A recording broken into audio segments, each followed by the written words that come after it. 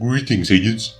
The SCP Foundation is known for occasionally releasing information to distract its enemies and those of us who seek the truth. No SCP file has more of these fabrications than Entry 001. The Global Occult Coalition has uncovered files regarding this object, and we believe it could be the true origin not only of the SCP list, but also of the anomalies themselves. Item number SCP-001. Object Class Keter. Special Containment Procedures. To date, no adequate containment procedure has been developed to deal with the possible threat posed by SCP-1. This is due, in part, to the controversial nature of the item and debates concerning the necessity of its containment. This controversy is reflected in the item's changing object class and the procedures utilized in its containment. The current administration, despite charges of paranoia, has classified the object as Keter, while requesting permission for a higher object class to be created and applied uniquely for this item, considering it to be the most dangerous of all known or possible items. The reason for this classification and changing attitudes towards SCP-1 are dealt with in the description and notes. At present, SCP-1 is located in a code-locked briefcase made of a high-tensile reinforced polymer. The room and the briefcase are monitored at all times by security cameras. The briefcase cannot be opened without unanimous special clearance from all current O5 officers. The briefcase itself is stored in a small, fully lit, single-room off-site building erected in. Class E personnel are posted to guard the building, but may not enter without the aforementioned agreement from the O5 officers, under threat of immediate termination. This off-site building exists for the sole purpose of housing SCP-1 and is wired for detonation in an emergency. It is the opinion of the current administration that SCP-1 represents the greatest threat to national and global security known to exist. Nevertheless, due to special circumstances regarding its mode of function, further research on the item is disallowed, despite its promotion in the past, when SCP-1 was contained in minimum security conditions.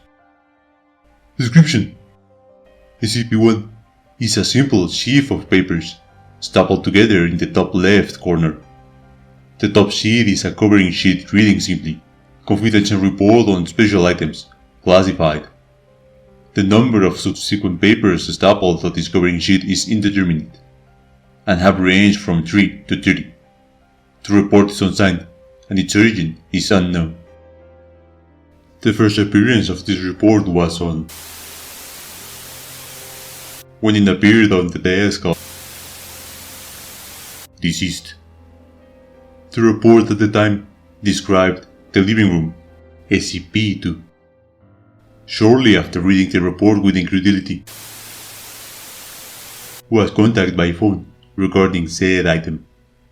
The next time perused SCP-1, it described not the living room, but biological motherboard, SCP-3. Immediately closed SCP-1, thinking it was a different report, and searched for the original report on SCP-2. Not finding it, he again opened SCP-1, and this time it described not SCP-3, but the 12 rusty keys and a door, SCP-4. Close the report once more and open it immediately to read off a skeleton key, SCP-5. It is not known what the next actions of might have been. At varying times following this incident, the aforementioned items were discovered. Insufficient research exists concerning the correlation between SCP-1 and all other known items. However, it has been established that every event regarding the discovery of a new SCP item has followed a report on the same item appearing beneath the cover sheet of SCP-1. The current administration regards this coincidence as proof of causal connection. Additional notes: whether SCP-1 is to be regarded as an advanced warning system, or whether SCP-1 itself is to be regarded as a creator of the items requiring special containment, remains to be seen. However, the distinction is unimportant in the eyes of the current administration. The fact remains, no new SCP items appear unless SCP-1 is opened and read. It is for this reason that the current administration refuses to repeat the mistakes of the past. Mistakes that have resulted in over 1000 SCP items coming to the knowledge of the SCP unit. Arguments concerning the non-lethality of SCP-1 itself, its theoretical beneficial use as an SCP warning system, or its use as a progenitor of advanced biological and non-biological weapons, have not swayed the current administration.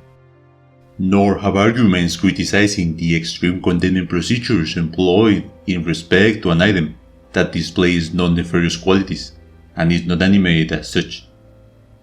Critics have remained that these procedures are intended not to contain the item itself, but to isolate it from human interaction, which is to be regarded as a true threat.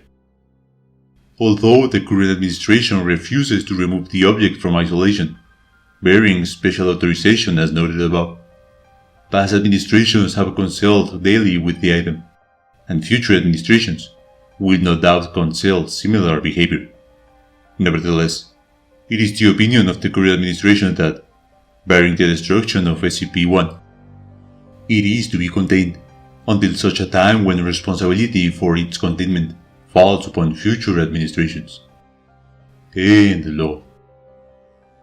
The question we must ask ourselves regarding this anomaly is as follows.